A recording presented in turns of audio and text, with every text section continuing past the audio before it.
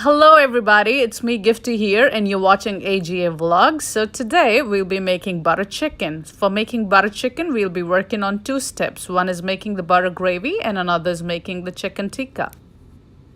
Right, let's get started with making chicken tikka. We'll be doing two marinations to our chicken tikka. For the first marination, we'll take half a kilogram of chicken and marinate it with 1 tablespoon of ginger garlic paste, 1 tablespoon of lemon juice, and some salt to taste. Mix it well and leave it aside for half an hour. If you guys see, I've given some scores on the chicken so that our marination goes deep inside. Right, time for second marination. For second marination, we'll take a bowl and we'll take 1 tablespoon of vegetable oil, 1.5 tablespoon of hung yogurt or any thick yogurt without water. We'll be adding some Kashmiri chili powder. We'll be using Kashmiri chili powder because it's more on color than spice, and we are not using any artificial food coloring. But guys, if you like your chicken to be more reddish in color, by all means, please go ahead and use some food coloring.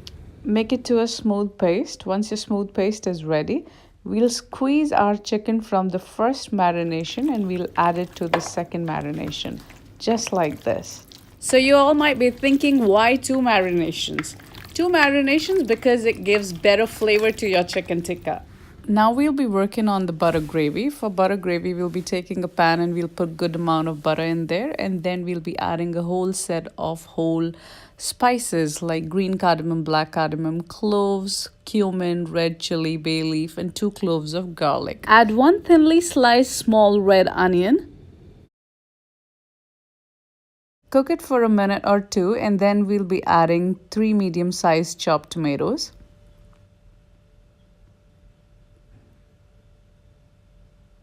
Add 2 tablespoons of tomato paste or 3 tablespoons of tomato puree, whatever's available. A small bowl of cashews soaked overnight, or cashew powder or cashew paste, whatever's available.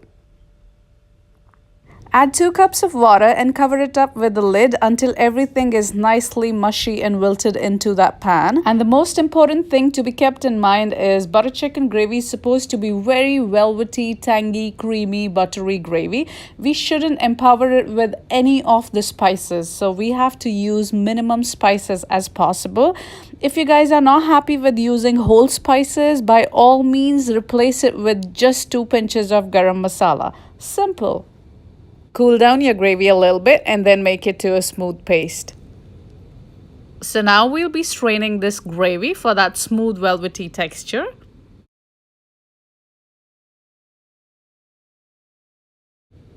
As a next step, we'll be taking some butter in a pan and we'll be adding that velvety gravy to that butter and let it cook on medium heat for at least 10 minutes.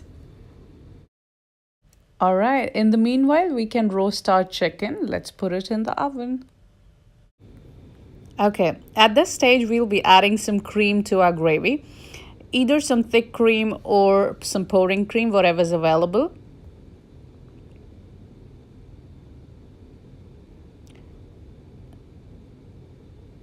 To give our gravy a little sweet touch, we'll be either using some sugar or tomato ketchup.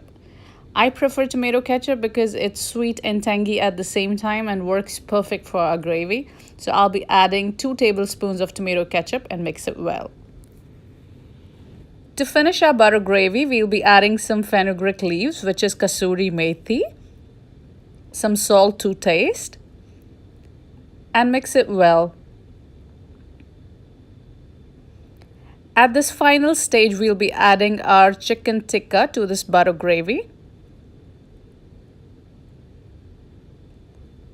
And a last gentle stir. Cook it for a minute or two.